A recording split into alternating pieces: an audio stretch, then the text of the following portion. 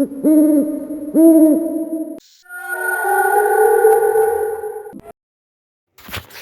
اللہ الرحمن الرحیم۔ السلام علیکم دوستو، آج میں آپ کے لیے شیبا کی حقیقت کہانی کا دوسرا پارٹ لے کے آئی ہوں۔ لیکن کہانی شروع کرنے سے پہلے آپ دوستوں سے گزارش ہے، اگر آپ میرے چینل پر نئے ہیں یا آپ نے میرا چینل ابھی تک سبسکرائب نہیں کیا تو اسے سبسکرائب کر لیجئے اور بیل آئیکن کو آل پہ کر لیں تاکہ دلچسپ اور بہترین کہانیوں کا یہ جو سلسلہ ہے ہر وقت آپ تک پہنچتا رہے۔ لڑکی کی شخصیت اس کی نظروں میں پرسرار سی ہو گئی تھی۔ مجھے تمہارے فیصلے پر حیرت ہے شیبا، لیبارٹری تباہ شدہ ہے، کسی وقت بھی تمہیں نقصان پہنچ سکتا ہے۔ براہ کرم ضد نہ کرو، یہاں سے نکل چلو۔ پروفیسر کے احکامات ان کی زندگی میں قابل عمل تھے، اب وہ نہیں ہیں تو ان کے احکامات بے معنی ہو گئے ہیں۔ میرے لیے بے معنی نہیں ہے مسٹر نوشیروان، براہ کرم آپ اس موضوع پر کچھ نہ کہیں۔ آپ صبح کو یہاں آئیں اور پروفیسر کی لاش نکالنے کی کوشش کریں گے، میں آپ کی مدد کروں گی، شیبا نے جواب دیا، اور نوشیروان ایک گہری سانس لے کر پلٹ پڑا۔ وہ اسی راستے سے باہر نکل آیا جس راستے سے اندر گیا تھا، اور تھوڑی دیر کے بعد وہ سہراب کی خوابگاہ میں مسحری پر لیٹا ہوا تھا۔ پریشان کن خیالات میں کچھ اور اضافہ ہو گیا تھا۔ سہراب کی موت کی تصدیق ہو گئی تھی۔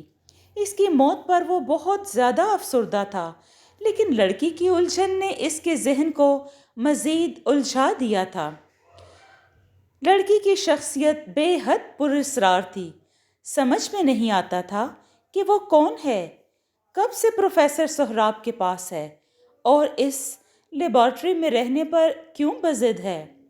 وہ اپنے بارے میں بھی کچھ نہیں بتاتی، عقل میں آنے والی بات نہیں تھی۔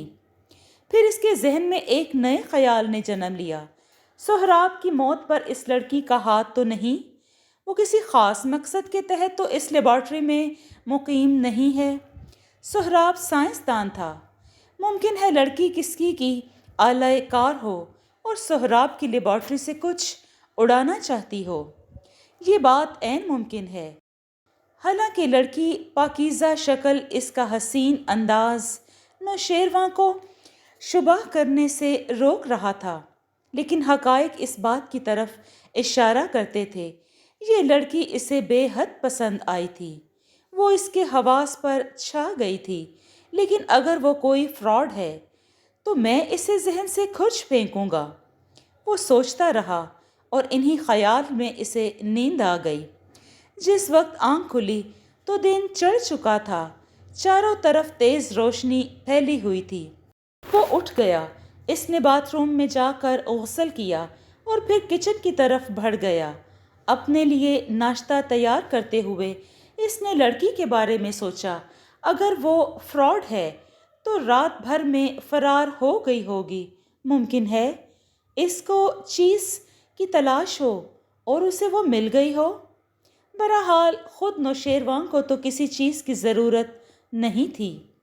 لڑکی اگر اپنے مطلب کی چیز لے کر نکل گئی تو نکل جائے، اب سہراب کی زندگی میں تو واپس نہیں آ سکتی تھی۔ لیکن اس حسین لڑکی کی چالاکی پر اسے غصہ آ گیا۔ ناشتہ کرنے کے بعد وہ کوٹھی کے مختلف حصوں میں ایسی چیزیں تلاش کرنے لگا جن سے ملبہ ہٹانے میں مدد مل سکے۔ اسے ایک کدال اور پھاوڑا مل گیا، وہ یہ دونوں چیزیں لے کر چل پڑا۔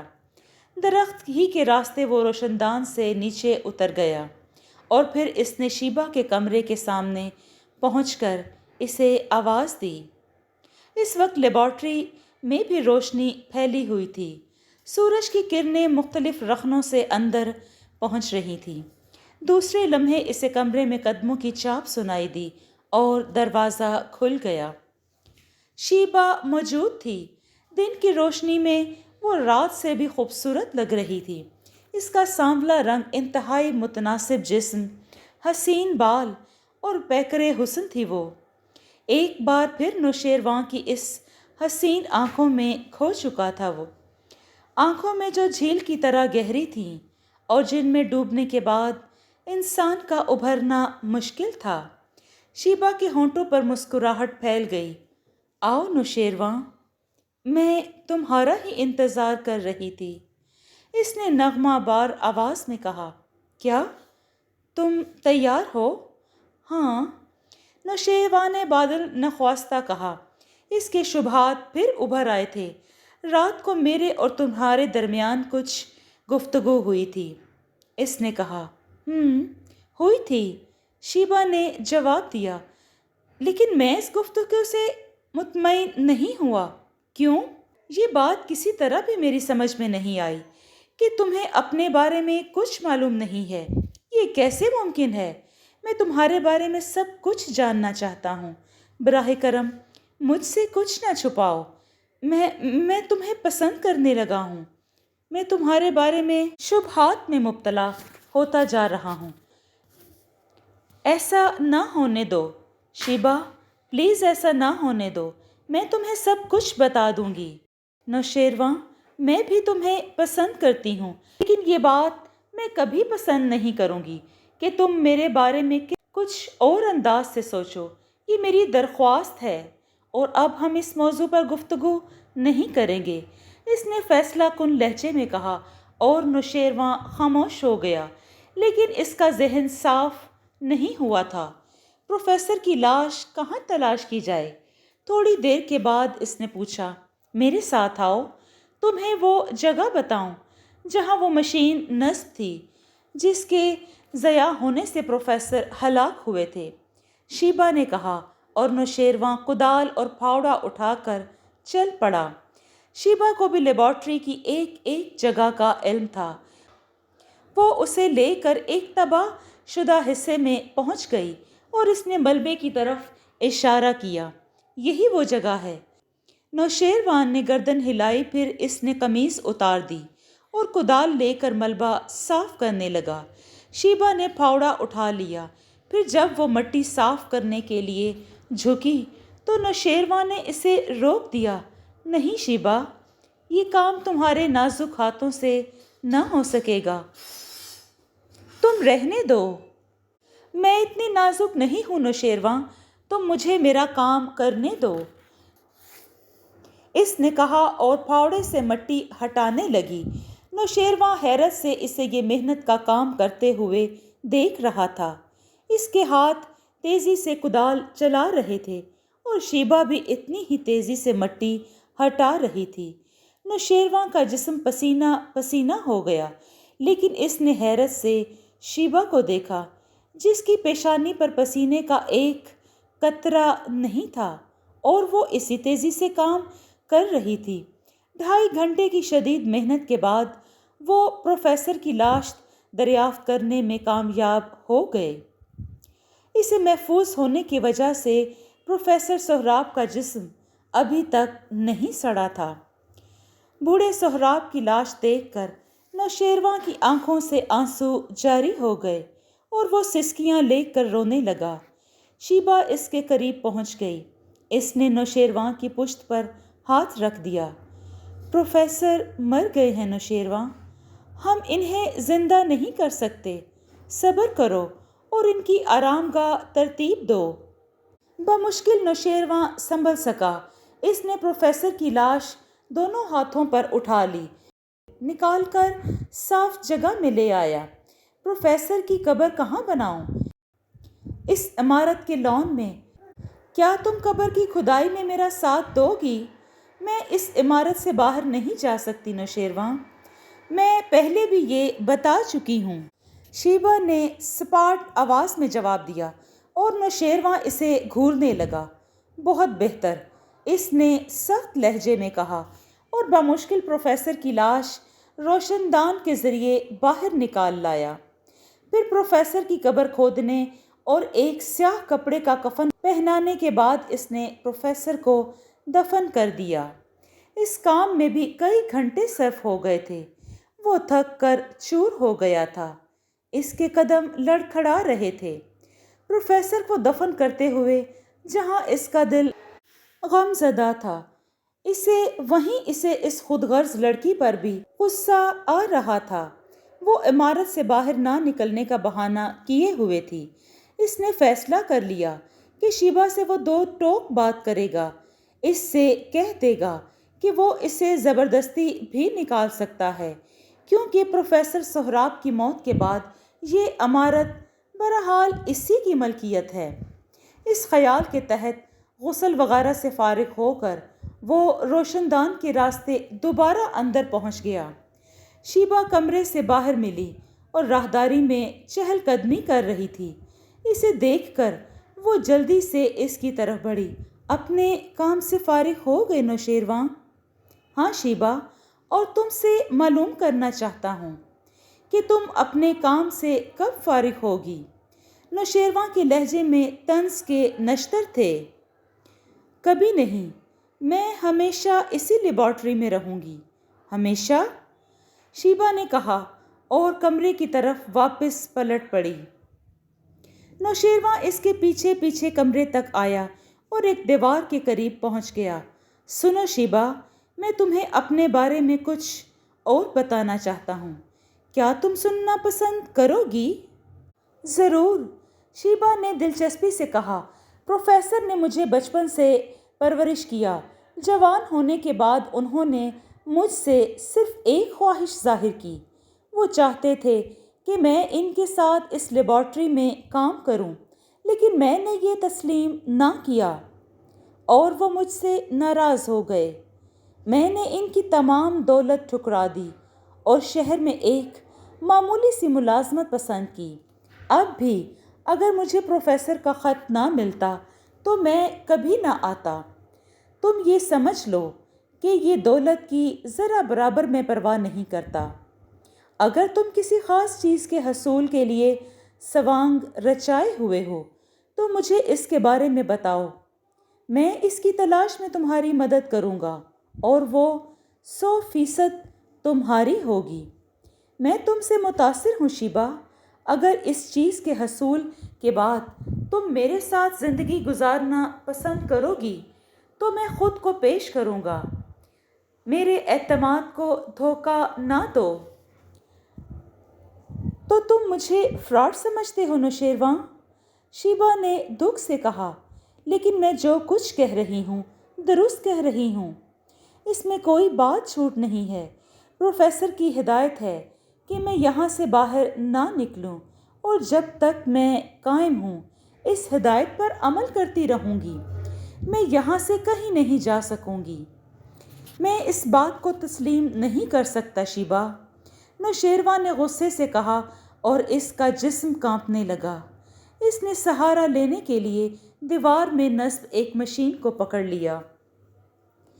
بحری جہاز کے اسٹیئرنگ کی مانند یہ مشین نہ جانے کیسی تھی۔ دفعتاً اس نے شیبا کی چیخ سنی، بھیانک چیخ۔ نہیں نوشیروان نہیں، اس پر سے ہاتھ ہٹا لو، کہیں وہ گھوم نہ جائے، میں مر جاؤں گی۔ نوشیروان پلیز اس پر سے ہاتھ ہٹا لو، اس نے دہشت کے عالم میں کہا اور نوشیروان چونک کر اس مشین کو دیکھنے لگا۔ اس کے چہرے پر حیرت کے آثار تھے، لیکن پھر یہ حیرت طنز میں بدل گئی۔ اس نے طنزیہ انداز میں مسکراتے ہوئے کہا، حقیقت چھپانے کی کتنی ہی کوشش کی جائے شیبا، لیکن حقیقت چھپنا مشکل ہے۔ میں جاننا چاہتا ہوں کہ اس مشین کو گھمانے سے کیا ہوگا۔ اس نے مشین کے ہینڈل دونوں ہاتھوں سے پکڑ لیے۔ نہیں نوشیروان، نہیں، پلیز میری زندگی مت لو، پلیز نوشیروان۔ اس کے پیچھے کیا ہے؟ کون سی چیز ہے؟ تم مجھ سے کیا چھپانا چاہتی ہو؟ میں دیکھے بغیر نہ رہ سکوں گا۔ میں بھی ایک ضدی انسان ہوں، نوشیروان نے کہا اور پوری طاقت سے مشین گھما دی۔ اس نے شیبا کی گھٹی گھٹی چیخ سنی، لیکن وہ جنون کے عالم میں اس گول پہیے کو گھمانے لگا۔ اسٹیم کی تیز آواز سنائی دی اور نوشیروان پہیہ گھماتا رہا، लेकिन कोई नतीजा नहीं निकला। मुझे बताओ शीबा, ये ढक्कन किस तरह खुलता है? इसने पलटकर शीबा से कहा, लेकिन इसका जुमला अधूरा रह गया। इसने शीबा के कानों और नाक के दोनों नथनों से तेज धुआं निकलते देखा। एटम की सी आवाज़ इसी से खारिज हो रही थी। इसकी आंखें हैरत से फैल गईं।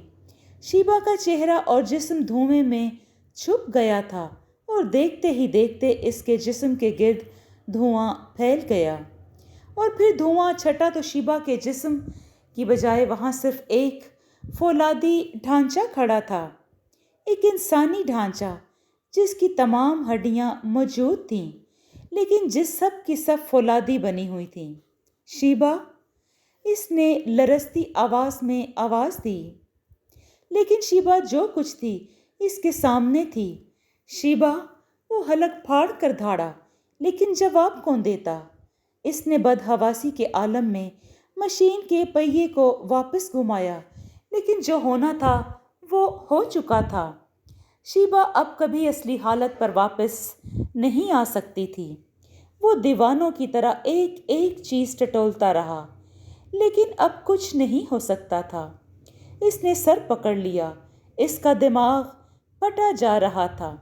ये इसरार इसकी समझ में नहीं आ रहा था और वो मायूस हो गया।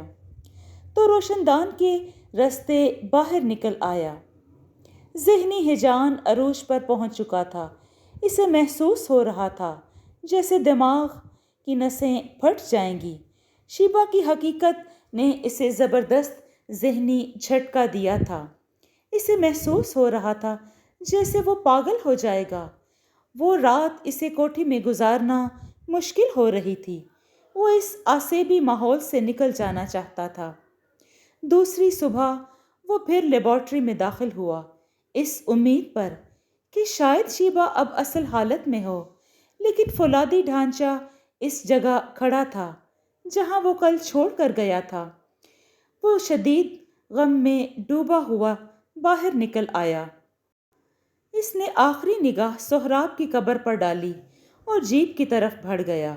अब इसकी कोठी में क्या रखा था? कोठी से निकलते हुए इसे सोहराब के अल्फाज याद आए। इसने सोचा कि चलो वो कागजात भी देख लिए जाएं जिनके बारे में सोहराब ने लिखा था। वो ख़त की निशानदही से इस कब्र पर पहुंच गया। कब्र के सरहाने ईंट का निशान मौजूद था। इसने वो जगह खोदी और वो बक्स बरामद हो गया जिसमें कागजात थे। बक्स खोलने पर सोहराब की वसीयत के कागजात निकले जिसमें इसने अपनी बेशुमार दौलत बिला शिरकत गैर नौशेरवां के नाम कर दी थी। इसके साथ ही सफ़ेद रंग की जिल्द वाली एक खूबसूरत डायरी भी रखी थी। नौशेरवां ने जल्दी से डायरी उठाई। शायद इसमें इन उलझनों का हल मौजूद था जो इसको पागल किए दे रही थी, और इसका अंदाज़ा दुरुस्त निकला। डायरी में सोहराब ने इसे मुखातिब करके लिखा था, ज़िंदगी से अज़ीज़ नौशेरवां, जहाँ भी रहो खुश रहो। तुम्हारी जुदाई के ये तवील दिन जिस तरह मैंने गुजारे मेरा दिल ही जानता है। मैं एक महरूम इंसान हूँ बेटे। इंसान की मोहब्बत मेरी किस्मत में नहीं है। मेरा ख्याल है मरते मरते मैं तुम्हें अपनी हकीकत से आगाह कर दूँ। मैं जैसी शक्ल सूरत का इंसान हूँ बेटे तुम देख चुके हो। मेरे किरदार में भी कभी कोई खामी नहीं रही, लेकिन न जाने क्यों लोग मुझसे नफ़रत करते रहे हैं। पूरी ज़िंदगी मुझे नफ़रत के अलावा और कुछ न मिल सका। मेरे बड़े भाई तुम्हारे वालिद भी मुझसे नफ़रत करते थे। हद तो ये कि मेरी माँ भी मुझे न चाहती थी। इन लोगों की नफ़रत से दिल बर्दाश्ता होकर मैं गैर ममालिक को निकल गया। लेकिन मेरी बदकिस्मती तो मेरे साथ थी। मैंने एक औरत से शादी की। इसका नाम शीबा था। कुछ अजीब से हालात में शादी हो गई थी, लेकिन मेरी बीवी ने पहली ही रात मेरे मुंह पर थूक दिया। वो मुझसे नफ़रत करती थी, बेपनाह नफ़रत, और चंद ही माह में इसने मुझसे तलाक ले ली। میں نے اسے ہاتھ بھی نہ لگایا تھا۔ شیبا کی نفرت کے بعد میں نے اب کسی عورت کی طرف بڑھنے کی ہمت نہ تھی۔ ہر عورت مجھ سے نفرت کرتی تھی، لیکن اس میں میری کیا خطا تھی؟ میں نے اپنی خامیاں تلاش کیں، لیکن ایک بھی خامی تلاش کرنے میں ناکام رہا۔ میرے اندر ایسی کوئی بات نہیں تھی جس کی وجہ سے مجھ سے ایسی شدید نفرت کی جائے۔ تم جوان ہو چکے ہو بیٹے، میری محرومی کو سمجھ سکتے ہو۔ میں بھی جوان تھا، میرے دل میں بھی آرزوئیں تھیں، لیکن تمہاری ان آرزوؤں کی تکمیل کبھی نہ ہو سکی۔ کئی عورتیں میری زندگی میں آئیں، لیکن مجھے ہمیشہ نفرت سے دیکھا۔ کسی نے مجھ سے محبت نہ کی اور میں محبت کو ترستا رہا۔ میں کسی عورت کی مسکراہٹ کو ترستا رہا۔ میرے بازو کسی جوان جسم کو بھینچنے کے لیے تڑپتے رہے، لیکن کوئی نہ تھا جو مجھے اپنا لیتا، اور اس محرومی نے مجھے انسانوں سے بیزار کر دیا۔ میں نے کافی دولت جمع کر لی، لیکن بیکار۔ میں اس دولت کا کیا کرتا جب کسی کو بھی مجھ سے محبت ہی نہیں تھی، اور میں آدم بیزار ہو گیا۔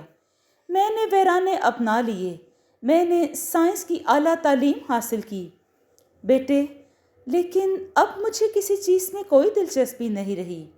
میں صرف موت کا منتظر تھا۔ میں اب صرف قبر کی آغوش میں جانا چاہتا تھا، لیکن مجھے خوف تھا کہ زمین بھی مجھے قبول کرے گی یا نہیں۔ پھر میں نے اپنے بھائی کی موت کی اطلاع سنی۔ مجھے تمہارے بارے میں خبر ملی۔ میں تڑپ کر رہ گیا۔ میں نے ویرانے خیر آباد کہہ دیے اور تمہارے پاس آ گیا۔ میں نے تمہیں حاصل کر کے جیسے ساری دنیا کی دولت پا لی تھی۔ مجھے یقین تھا کہ تم مجھ سے محبت کرو گے، اور جب تم میرے سینے سے چمٹ کر سو جاتے تھے تو مجھے لا انتہا سکون محسوس ہوتا تھا۔ میرے بچے، میں عورت کی آغوش سے محروم انسان تھا۔ اس محرومی نے مجھے دیوانہ بنا دیا تھا۔ تب میں نے ایک سکیم سوچی اور اس پر عمل کرنے کا فیصلہ کر لیا۔ میں نے اپنی تمام تر سائنسی صلاحیتوں کو صرف کر کے ایک فارمولے پر کام کرنا شروع کر دیا۔ میں ایک عورت بنانا چاہتا تھا، ایک مکمل عورت، ایک روبوٹ جو حسین ترین ہو، جو مجھ سے محبت کرے، جو محبت سے مجھے اپنی آغوش میں لے لے۔ اور میں نے اس ویرانے میں کوٹھی بنا کر کام شروع کر دیا۔ میں دنیا سے الگ تھلگ رہ کر اپنی محبوبہ کی تشکیل کرنا چاہتا تھا، اور نوشیروان، میں اس میں کامیاب ہو گیا۔ میں نے اپنی پسند کو سامنے رکھ کر ایک عورت بنائی، حسین ترین عورت، جذبات سے بھرپور عورت۔ میں نے اس روبوٹ کو ایک نوجوان لڑکی کے ذہن کی مکمل یادداشت بخش دی۔ میں نے اسے محبت کی یادداشت دی۔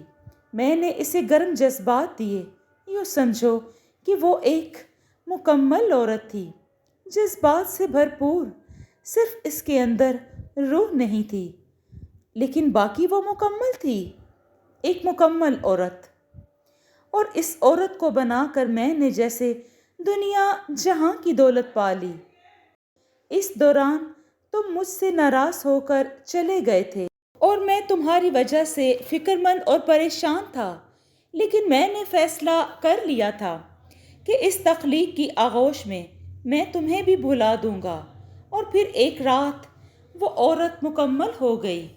میں نے اس کا نام اپنی بیوی کے نام پر شیبا رکھا، اور نوشیروان، وہ رات میرے لیے مسرتوں کی رات تھی۔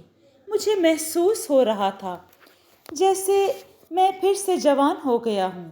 میری شادی ہوئی اور پہلی بار میں اجلۂ عروسی میں جا رہا تھا۔ میں اجلۂ عروسی میں گیا۔ میں نے شیبا کو اپنی آغوش میں لے لیا، لیکن نوشیروان، میری بد نصیبی کی داستان غور سے سنو۔ میں نے اس حسین تخلیق کے ہونٹ چومنے چاہے تو اس نے نفرت سے ناک سکیڑی۔ اس نے منہ پھیر لیا۔ اس نے اپنا جسم میرے سپرد کر دیا تھا کیونکہ میں نے اسے مکمل جذبات دیے تھے، لیکن یہ جذبات دیتے وقت میں نے یہ خیال نہ رکھا تھا کہ اس میں صرف پسند کا جذبہ رکھوں۔ خود اس کی اپنی کوئی رائے نہ ہو، اس کی رائے اپنی رائے تھی، لیکن وہ ایک مکمل عورت تھی اور اس عورت نے اپنی رائے کا اظہار کر دیا۔ وہ میری محکوم تھی، لیکن اس کی پسند آزاد تھی۔ اور نوشیروان، یہ میرے لیے آخری تازیانہ تھا۔ میں اس صدمے کو برداشت نہ کر سکا۔ میں نے خودکشی کا فیصلہ کر لیا۔ میں پروگرام بنا چکا ہوں کہ ایک ذریعے سے اپنی لیبارٹری میں خودکشی کر لوں۔ مجھے اب شیبا سے بھی دلچسپی نہیں رہ گئی تھی۔ میں اسے اس طرح لیبارٹری میں چھوڑ دوں گا، حالانکہ اس کا میکینزم میرے قبضے میں ہے۔ میری لیبارٹری کے ایک حصے میں گول مشین ہے، کسی بحری جہاز کے اسٹیئرنگ کی طرح۔ اگر میں اسے گھما دوں تو شیبا کا جسم دھواں بن کر ختم ہو جائے گا۔ وہ لیبارٹری سے نکل بھی نہیں سکتی کیونکہ اس کی یادداشت میں یہاں سے باہر نکلنے کا مادہ نہیں ہے۔ یہ ہے مجھ بد نصیب کی داستان۔ خدا کرے تم کسی محرومی کا شکار نہ ہو۔ تمہارا بد نصیب چچا، سہراب۔ آپ کو یہ انتہائی منفرد سٹوری کیسی لگی؟ اگر آپ کو یہ سٹوری پسند آئی ہے تو اس کو لائک اور شیئر کیجیے اور کمنٹ میں اپنی رائے کا اظہار ضرور دیں۔ یہ آپ کی طرف سے ہماری محنت کا انعام ہے۔ خوش رہیں، اپنا اور اپنوں کا بہت سا خیال رکھیں۔ شکریہ۔